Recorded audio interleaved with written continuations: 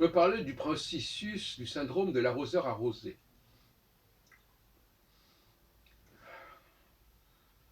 Le arroseur arrosé, c'est un peu le choc en retour, en fait. Un empire, par exemple, qui se constitue,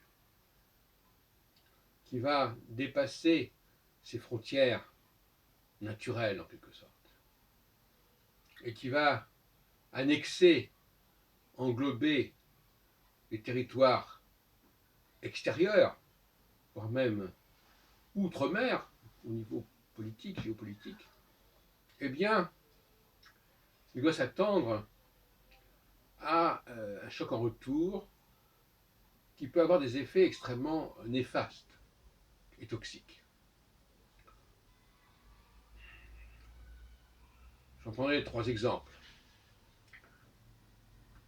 Le rapport entre le français et l'anglais, le rapport entre les hommes et les femmes, et le rapport entre judaïsme et christianisme.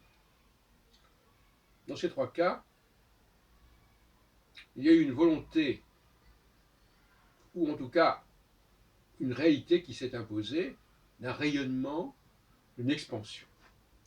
Qu'elle ait été voulue par les uns ou par les autres, c'est une question qu'on va laisser de côté. Ce qui nous intéresse, c'est le résultat. Et alors, les choses ne sont jamais si simples.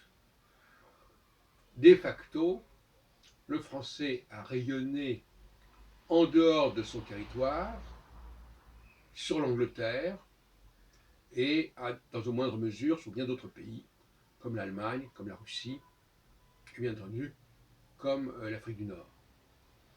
Et sans parler de l'Afrique subsahélienne.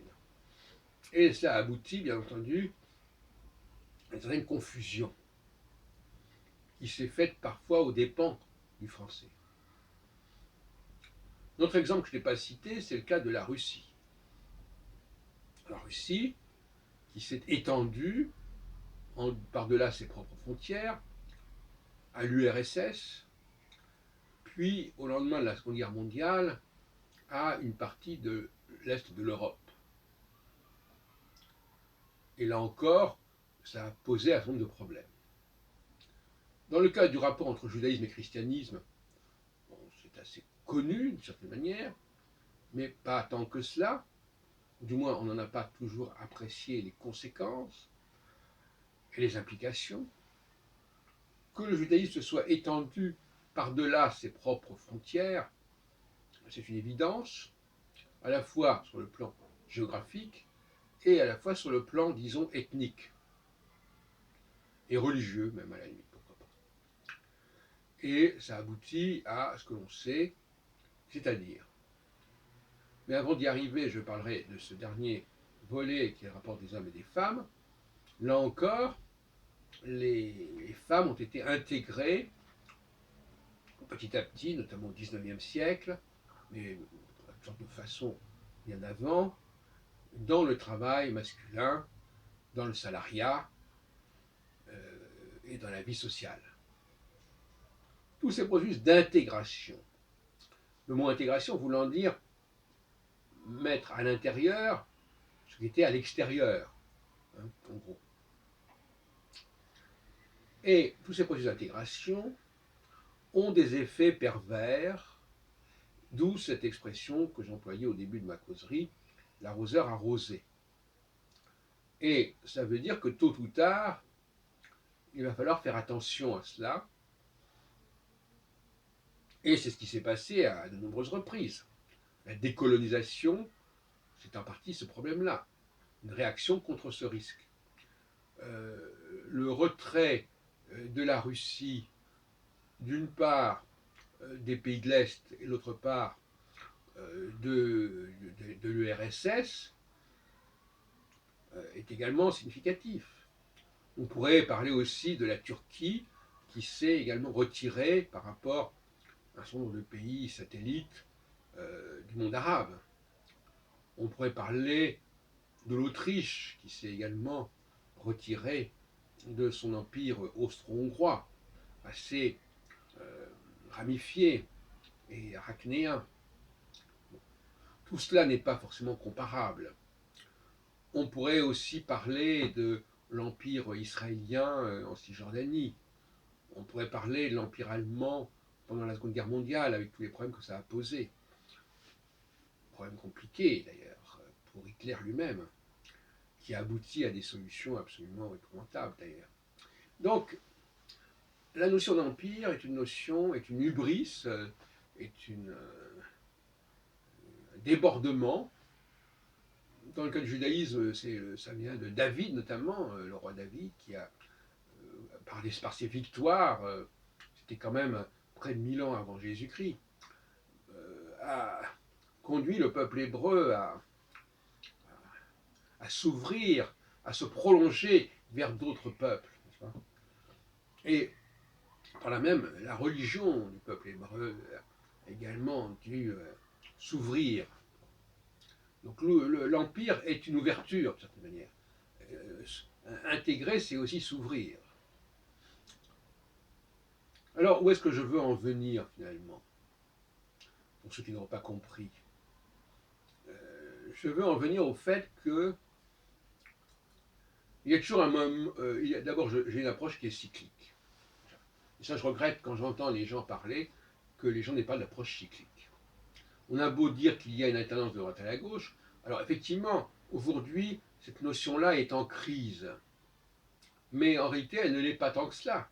Elle est en crise au niveau du signifiant, elle n'est pas au niveau du signifié. Macron mène bel et bien une politique de droite, et il n'a pas tort de le faire, parce que c'est la période qui le veut.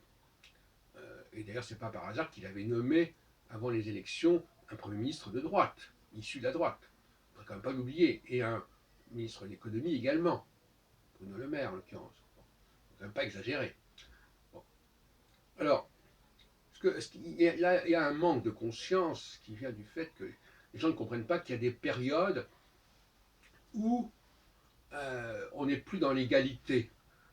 L'empire, c'est l'égalité, quelque part. Malgré tout ce qu'on pourra vouloir dire, bon, il peut y avoir une domination, mais malgré tout, il y a une ouverture, et on englobe des populations, et donc c'est une forme d'égalité. Et cette égalité, elle fait problème, elle crée de la confusion, d'où la nécessité de temps en temps, au rythme tous les 7 ans, disons, de recentrage.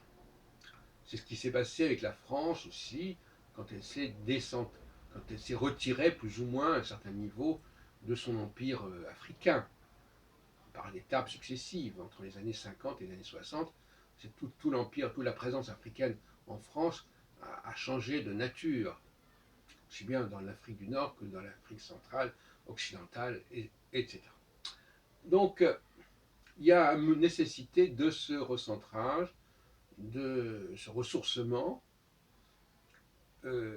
qui va conduire à une forme de hiérarchie, en quelque sorte, de remise en place des différences, alors que, alternativement, il peut y avoir, en alternance, des processus plus égalitaires, plus ouverts, plus globaux, et plus englobants. Voilà ce que je voulais dire globalement, n'est-ce pas? Cette respiration, cette pulsation.